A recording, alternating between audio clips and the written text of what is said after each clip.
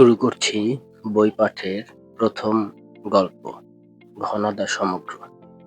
লিখেছেন প্রেমেন্দ্র মিত্র। কাল্পনিক চরিত্রদের মধ্যে ঘনাদা একটি উল্লেখযোগ্য চরিত্র। তার বিভিন্ন রকমের অ্যাডভেঞ্চারাল গল্প যা মানুষকে রোমাঞ্চিত করে।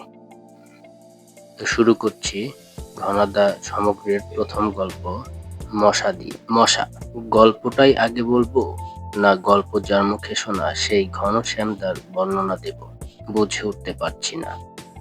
গল্পটা কিন্তু ঘনশ্যামদা সংক্ষেপে ঘনদার সঙ্গে এমনভাবে জড়ানো যে তার পরিচয় না দিলে গল্পের অর্ধেক রসই যাবে শুকিয়ে। সুতরাং ঘনাদার কথা দিয়েই শুরু করা বোধহয় উচিত। ঘনাদার রোগা লম্বা শুকনো হাড় বার করা এমন একরকম চেহারা যা দেখে বয়স আন্দাজ করা একেবারে অসম্ভব। ৩৫ থেকে ৫৫ যে কোনো বয়সী তার হতে পারে।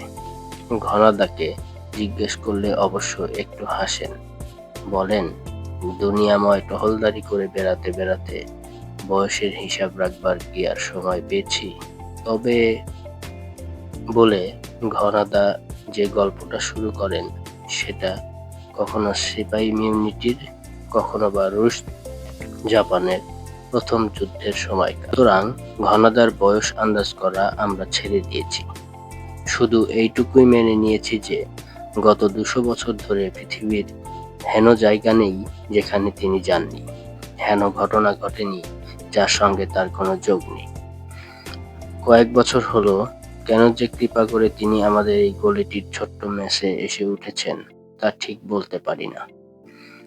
আমাদের ছুটি ছাটার আড্ডায় তিনি যে নিয়মিতভাবে এসে বসেন এও তার অসীম করুণা বলতে হবে। প্রায়ই অবশ্য তিনি ভয় দেখান যে পাত্তারি গুটিয়ে আবার নিরুদ্দেশ হয়ে যাবেন, কিন্তু সাধারণত সেটা মাসের শেষে মেসের খরচের তাগাদা পড়বার সময়। বুঝে শুনে কিংবা হতাশ হয়েই তার কাছে তাগাদা করা আমরা ছেড়ে দিয়েছি। ঘনাদা আমাদের আড্ডায় এসে নিয়মিতভাবে সবচেয়ে ভালো আরাম কেদারাটায় বসেন। যার ভাগ্য যেদিন ভালো থাকে তার কাছ থেকে সেদিন সিগারেট চেয়ে নিয়ে ধরান। তারপর চোখ বুজে প্রায় ধ্যানস্থ হয়ে থাকতে থাকতে হঠাৎ হয়তো আমাদের কোনো একটা কথায় বেশ একটু উচ্চস্বরে হেসে ওঠেন। প্রস্তুত হয়ে আমরা তখন তার দিকে তাকাই। ঘনাদা একটু নড়ে চড়ে উঠে বসে সিগারেটে একটা লম্বা টান দিয়ে ঈষৎ বিদ্রূপের স্বরে বলেন, কি কথা হচ্ছিল? বন্যার?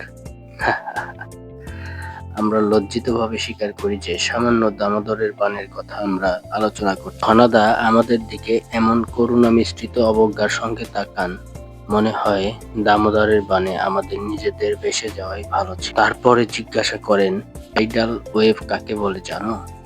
দেখেছো কখনো সেই প্রলয়ের ঢেউ যাকে বলে সমুদ্র জলোচ্ছ্বাস? সংকুচিতভাবে স্বীকার করি যে নামটা জানলেও ব্যাপারটা সম্পর্কে নিজেদের কোনো অভিজ্ঞতা নেই। ঘনাদা হেসে বলেন, কেমন করে আর থাকবে? তাহলে শোনো। তখন মুক্তোর ব্যবসা করব বলে তাহিতি দ্বীপে গিয়ে উঠেছি। ঘনাদা সেই সুদীর্ঘ চিত্তাকর্ষক গল্প থেকে জানা যায় যে কি করে এইরকম এক টাইডাল ওয়েভের মাথায় এক বেলায় তাহিতি থেকে একেবারে ফিজি দ্বীপে গিয়ে তিনি। এই গল্প শোনার পর আমাদের অবস্থা কি হয় তা বলাই বাহুল্য। দিন দুপুরে সূর্যের সামনে মিটমিটে লণ্ঠনের মতো আর কি। ঘনাদার ভয়ে আমাদের অত্যন্ত সাবধানে কথাবার্তা বলতে হয়, কিন্তু আটঘাট বেঁধে যতই কিছু বলি না কেন ঘনাদার হাত থেকে নিষ্কৃতি নেই। দেখা যায় ঠিক তিনি টেক্কা দিয়ে বসেন। হয়তো কথায় কথায় কে বলেছে যে আজকাল অনেকেরই চোখে চশমা, চোখের জোর আর কত বেশি নেই। ঘনাদা তার মার্কামারা হাসিটা হেসে অমনি গিয়ে উঠলেন একেবারে আন্দিজ পাহাড়ের চূড়োয়, পৃথিবীর সবচেয়ে বড় পাখি কন্ডর শকুনের বাসার খোঁজে। আর চোখের জোর দেখেছি বটে সেবার। আন্দিজ পাহাড়ের উপর পথ হারিয়ে ফেলেছি, শীতে প্রায় জমে যাবার জোগাড়। সঙ্গে একজন আর্জেন্টাইন শিকারী আর বোরোরো জাতের এক ৬.৫ ফিট লম্বা রেড ইন্ডিয়ান গাইড। সন্ধ্যা হয় আর খানিকক্ষণের মধ্যে পথ না খুঁজে পেলে এই পাহাড়ের উপরই বরফ চাপা পড়ে মরতে হবে। এমন সময় আমাদের চূড়োর নিচেকার খানিকটা মেঘ একটু ফাঁক হয়ে গেল, কিন্তু 12,000 ফুট উপর থেকে সেই ফাঁক দিয়ে কি আর দেখা যাবে? কিন্তু তখনও বোরোরো জাতের তীক্ষ্ণ দৃষ্টির কথা তো জানি না। হাত দুটো দূরবীনের মতো করে সে একবার চোখের সামনে ধরলে, তারপর বললে, ব্যাস, আর ভয় নেই। অবাক হয়ে জিজ্ঞেস করলাম, ভয় তো নেই, কিন্তু কি দেখতে পেলে তুমি? সে হেসে বলল, কেন, ওই তো নিচে শিকারীদের তাঁবু ফেলা রয়েছে। বড় একটা কুকুর নিয়ে লাল কোট পরা এক শিকারী এইমাত্র তাঁবুতে ঢুকলো। শুনে তো আমি অবাক। ঘনাদার কথা শুনে আমরা ততোধিক অবাক হয়ে বললাম, 12,000 ফুট উপর থেকে লাল রঙের কোট পর্যন্ত দেখতে পেল? তা না হলে আর চোখের জোর কিসের? শকুনের চোখ কি রকম জানো? মাইল উপর থেকে ভাগাড়ের গরুর লাশ ওরা দেখতে পায়। এই বোরোরো শিকারীদের চোখ তেমনি। পর আমরা যে নির্বাক হয়ে গেলাম তা বলা বাহুল্য। প্রায় নির্বাক হয়েই আজকাল থাকি। এর ভেতর সেদিন কি থেকে বুঝি মশার প্রসঙ্গ উঠে পড়েছিল। ঘনাদা তখনও এসে পৌঁছায়নি, তাই বোধ হয় আমাদের অতটা সাহস। তাছাড়া ভেবেছিলাম যে সামান্য মশা মারবার ব্যাপারে ঘনাদা তার কামান দাগা প্রয়োজন বোধ করবেন না। কিন্তু ভুল ভাঙতে আমাদের দেরি হলো না। বিপিন সবে তাদের গায়ে কিভাবে মশা মারবার ব্যবস্থা হচ্ছে সেই কথা তুলেছে, হঠাৎ দরজায় ঘনাদার আবির্ভাব। কি কথা হচ্ছিল হে? আমরা অত্যন্ত সংকুচিত হয়ে বলি, না, এমন কিছু নয়, এই মশা মারবার কথা বলছিলাম। বিপিন তাড়াতাড়ি আরাম কেদারাটা ছেড়ে সসম্মানে ঘনাদার জন্য জায়গা করে দিয়ে দেয়। ঘনাদা তাতে সমাসীন হয়ে শিশিরের কাছে একটা সিগারেট চেয়ে নিয়ে ধরিয়ে বললেন, ও মশা। আমরা কতকটা আশ্বস্ত হই। যাক, ঘনাদার দৃষ্টি তাহলে মশা পর্যন্ত পৌঁছাবে না। কিন্তু পর মুহূর্তেই বোমা ফাটল। নয়, একেবারে অ্যাটমিক। হ্যাঁ, মেরেছিলাম একবার একটা মশা। আমরা স্তম্ভিত। ঘনাদা মশার প্রসঙ্গ বাদ দিতে চান না দেখে নয়, স্তম্ভিত তার এই অবিশ্বাস্য বিনয়। মশাই যদি মারতে হয় তাহলে ঘনাদা মাত্র একটি মশা মারবেন, এ যে কল্পনাও করা যায় না।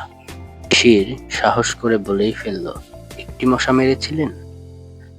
ঘনাদা বলল, হ্যাঁ, একটি মাত্র মশাই জীবনে মেরেছি। আমাদের হতবুদ্ধি করেই ঘনাদা বলে চললেন, মেরেছি 1939 সালের 5ই আগস্ট শাখালিন দ্বীপে। আমরা ফ্যাল করে তার দিকে চেয়ে আছি দেখে একটু চুপ করে থেকে আবার বললেন, শাখালিন দ্বীপের নাম শুনেছ? কিন্তু কিছুই জানো না, কেমন? দ্বীপটা জাপানের উত্তরে সরু একটা করাতের মতো উত্তর দক্ষিণে লম্বালম্বি হয়ে পড়ে আছে। তার দক্ষিণ দিকটা ছিল জাপানিদের আর উত্তরটা রাশিয়ার। সেই দ্বীপের পূর্ব দিকের সমুদ্রকূলে তখন আম্বার সংগ্রহ করবার একটি কোম্পানির হয়ে কাজ করছি। এমন অখাদ্য পাণ্ডব বর্জিত জায়গায় দুনিয়ায় আর আছে কিনা সন্দেহ। বছরের অর্ধেক সেখানে মুষলধারে বৃষ্টি পড়ে, আর বাকি অর্ধেক বরফে সব জমে যায়। তার উপর আছে ভীষণ তুষার ঝড় আর গাঢ় জমাট কুয়াশা। কোনো রকমে দামি কিছু আম্বার সংগ্রহ করেই সে মুখ আর হব না, এই ছিল মতলব। কিন্তু সে আশায় ছাই পড়ল। আমাদের কোম্পানির তানলিন নামে এক চীনা মজুর একদিন সকালে হঠাৎ নিরুদ্দেশ। তার সঙ্গে এ পর্যন্ত যা আম্বার জোগাড় হয়েছিল সেই মহামূল্য থলিটাও। শাখালিন দ্বীপটি তো নেহাত ছোটখাটো নয়, তার বেশিরভাগ আবার জঙ্গল আর পাহাড়। সেসব পাহাড় জঙ্গলের অনেক জায়গায় মানুষের পায়ের চিহ্নই পড়েনি। সুতরাং এই দ্বীপে কাউকে খুঁজে বের করা সোজা নয়। তবে একটা আশার কথা ছিল এই যে, আম্বারের মতো দামি রত্ন চুরি করে শাখালিন দ্বীপে লুকিয়ে থেকে কারোর লাভ নেই। সে চোরাই মাল বেচতে তাকে কোনো বড় সভ্য দেশে যেতেই হবে। আর শাখালিন দ্বীপ ছেড়ে এপ্রিল থেকে অক্টোবরের মধ্যে কাউকে যেতে হলে প্রধান শহর আলেকজান্দ্রোভাগ থেকে ব্লাস্টিভক্সে স্টিমার না ধরে উপায় নেই। অক্টোবরের পরে অবশ্য সমুদ্র জমে বরফ হয়ে যায়, তখন লুকিয়ে কুকুর টানা স্লেজে করে পালানো সম্ভব। কিন্তু প্রধান স্টিমার ঘাটায় কড়া নজর রাখবার ব্যবস্থা করলে তার আগে চোর কিছুতেই শাখালিন থেকে বেরোতে পারবে না। অক্টোবর পর্যন্ত তাকে খুঁজে বার করবার সময় অন্তত আমরা পাবো। বেতারে আলেকজান্দ্রোভস্কের পুলিশের কাছে সমস্ত খবর আমি ও আমাদের ক্যাম্পের ডাক্তার মিস্টার মার্টিন দুজন কুলি নিয়ে তানলিনের খোঁজে বেরিয়ে পড়লাম। জলা জঙ্গলে ঘুরে ঘুরে যখন প্রায় হতাশ হয়ে উঠেছি, তখন হঠাৎ ভাগ্যক্রমে একটা হদিশ পেয়ে গেলাম। টিয়ারা পাহাড়ের কাছে সেদিন সন্ধ্যায় আমরা তাঁবু ফেলেছি। ওখানকার আদিম গিলিয়াক জাতির এক শিকারীর কাছে সকালবেলার একটা উড়ো খবর পেয়েছিলাম যে এই দিক দিয়ে একজন চীনাকে যেতে দেখা গেছে, কিন্তু তখনও পর্যন্ত সে খবরে বিশ্বাস করবার মতো কোনো প্রমাণ পাইনি। রাত্রে তাঁবুর মধ্যে ঘুমানোর এক রকম অসম্ভব। শাখালিন দ্বীপে বড় হিংস্র জানোয়ার বলতে শুধু ভাল্লুক ছাড়া আর কিছু নেই। সাধারণত তারা মানুষকে আক্রমণ করে না, কিন্তু দিনে মাছি ও রাত্রে মশা যা আছে তা হিংস্র জানোয়ারকে হার মানায়। আমি আর মিস্টার মার্টিন তাই কোনো রকমে ঘুমোতে না পেরে তখন বাইরে এসে দাঁড়িয়ে গল্প করছি। হঠাৎ চমকে উঠে বললাম, দেখেছেন মিস্টার মার্টিন? মিস্টার মার্টিনের দৃষ্টিও সেদিকে তখন গেছে। অবাক হয়ে তিনি বললেন, হ্যাঁ, বেশ জোরালো আলো বলে মনে হচ্ছে। এই জনমানবহীন জায়গায় ওরকম আলো আসছে কোথা থেকে? ভুতুড়ে ব্যাপার নাকি? লক্ষ্য করে বললাম, না, ভুতুড়ে নয়, বেশ স্বাভাবিক ব্যাপার। দূরের ওই পাহাড়ের টিভিটার পেছনে নিশ্চয়ই কোনো একটা বাড়ি আছে, এই আলো সেখান থেকে আসছে।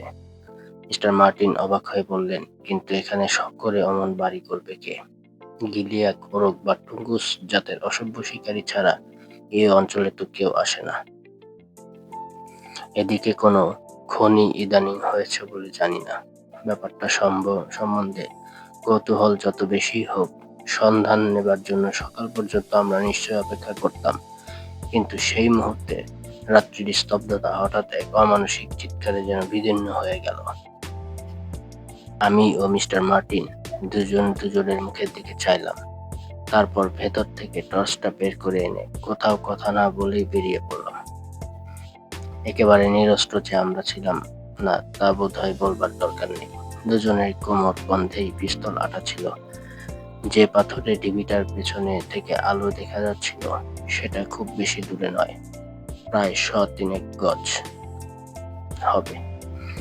ঢিবিটার পাশ দিয়ে ঘুরে যাবার পরই দেখা গেল আমাদের অনুমান ভুল হয়নি। একটা মাঝারি গোছের বাড়ির একটা জানালা থেকে উজ্জ্বল আলোটা দেখা যাচ্ছে। কথা এই যে অমানুষিক যে চিৎকার আমরা শুনেছিলাম তা একবার উঠে একেবারে স্তব্ধ হয়ে গেছে। চারিধার এমন শান্ত যে দুজনে একসঙ্গে সে শব্দ না শুনলে মনের ভুল বলেই গণ্য করতাম। আমরা বেশ একটু ফাঁপড়ে পড়েছি। এখন করা যায় কি? অজানা জায়গায় সম্পূর্ণ অপরিচিত এক বাড়িতে হঠাৎ মাঝরাতে এসে ডাকাডাকি করাটা মোটেই সুবিধার হবে না, তা বুঝতে পারছিলাম, কিন্তু ফিরে যাওয়া তো তখন আর যায় না। যে জানালাটা দিয়ে আলো আসছিল সেখান দিয়ে সাবধানে একবার উঁকি দিলাম। মস্ত বড় একটা ঘর, মিউজিয়াম যেমন থাকে অনেকটা সেরকম। প্রকাণ্ড একটা কাঁচে ঘেরা টেবিল ঘরটার মাঝখানে বসানো। সে কাচের ভেতর কি আছে দেখতে পেলাম না। লোকজনও কেউ সেখানে নেই, এত রাত্রে থাকবার কথাও না। সেখান থেকে সরে এসে দরজায় ধাক্কা দেব কিনা ভাবছি, এমন সময় পেছন থেকে সরতিক অথচ তীক্ষ্ণ কণ্ঠে ইংরেজিতে কাঁদে শুনলাম, প্রাণে বাঁচতে চাও তো হাত তোলো। গোছের জোয়ান একটি লোক আমাদের দিকে পিস্তল উঁচিয়ে দাঁড়িয়ে আছে। তার পেছনে লম্বা চওড়া যমদূতের মতো চেহারার এক প্রহরী, তারও হাতে পিস্তল। উঠেছিল বটে, কিন্তু শেষ পর্যন্ত পরস্পরের পরিচয় পাওয়ার পর সব আবার থিতিয়ে সহজ হয়ে গেল। পিস্তল হাতে যিনি আমাদের হাত তুলতে বলেছিলেন জানতে পারলাম তিনি মিস্টার নিশিমারা নামে একজন জাপানি কীটতত্ত্ববিদ। শাখালিনের কীট পতঙ্গ নিয়ে গবেষণা করবার জন্যই এই ঘাঁটিটি বসিয়েছেন। আমরা কি উদ্দেশ্যে তার বাড়িতে হানা দিয়েছিলাম সন্ধ্যার পর লজ্জিত হয়ে তিনি আমাদের কয়েকদিন তার ওখানে থেকে তার কাজকর্ম দেখে যেতে অনুরোধ করলেন। সঙ্গে সঙ্গে এই আশ্বাসও দিলেন যে পলাতক চীনা মজুরের সন্ধান তার লোকজনের মারফত তিনি করিয়ে দেবেন। এ অঞ্চল তার একরকম হাতের মুঠোয়, তার লোকজন হাত এড়িয়ে কারো পালাবার ক্ষমতা নেই।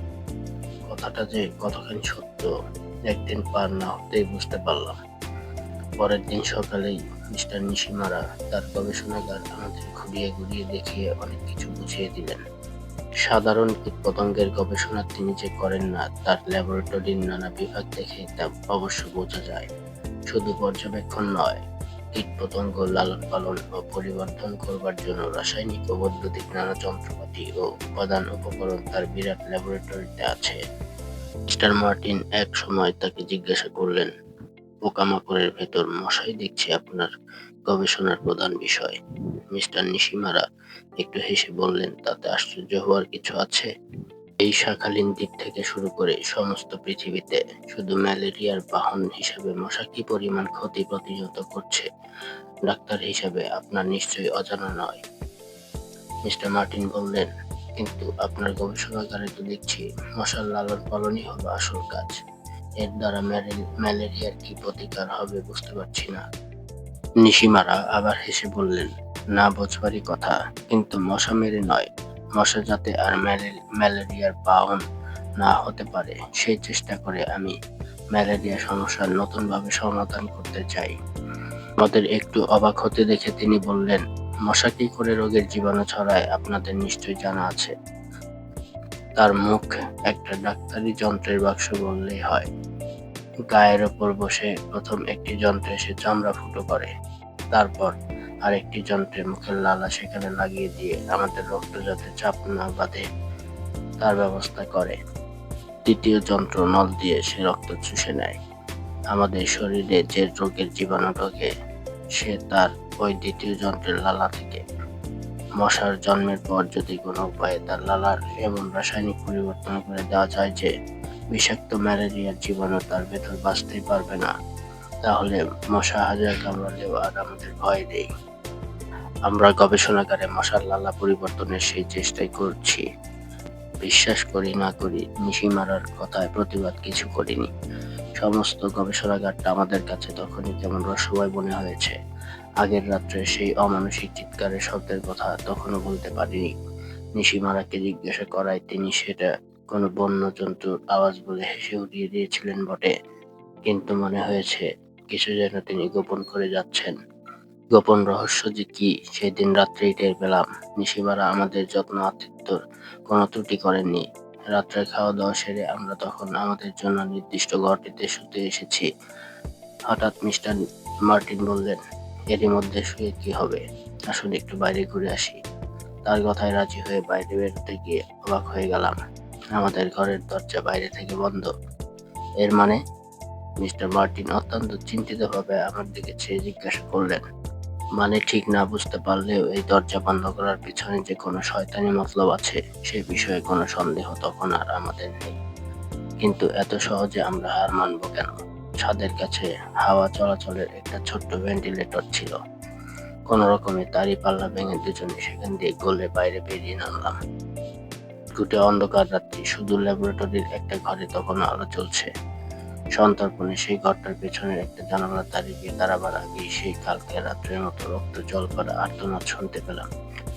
সে আর্তনাদ শোনার সঙ্গে সঙ্গে আমরা জানালা বেয়ে ঘরের ভেতর লাফিয়ে পড়েছি। তো এ কি ব্যাপার? যার খোঁজে আমরা বেরিয়েছি সেই কানলিনী মেঝের উপর লুটিয়ে পড়ে অসীম যন্ত্রণায় কাতরাচ্ছে।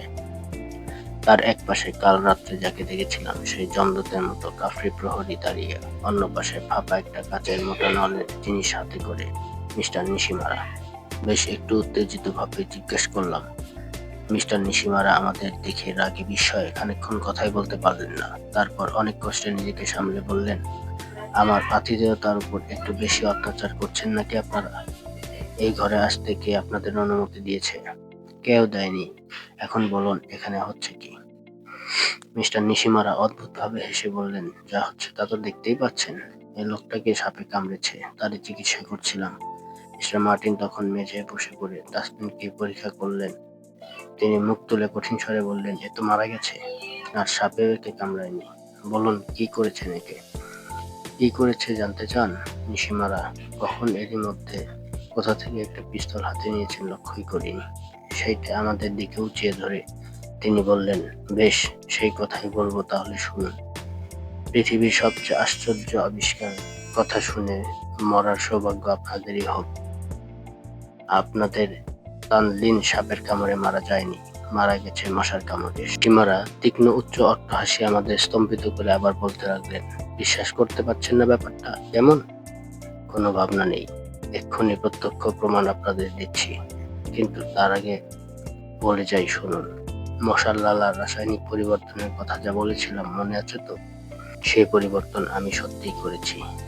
ডিম থেকে শুরু করে মশা যখন সামান্য জলের পোকা হয়ে থাকে তখন পর্যন্ত তার উপর নানা প্রক্রিয়া চালিয়ে মশার লালার এমন রাসায়নিক পরিবর্তন আমি ঘটিয়েছি, সাপের বিষের চেয়েও সে লালা মারাত্মক হয়ে উঠেছে।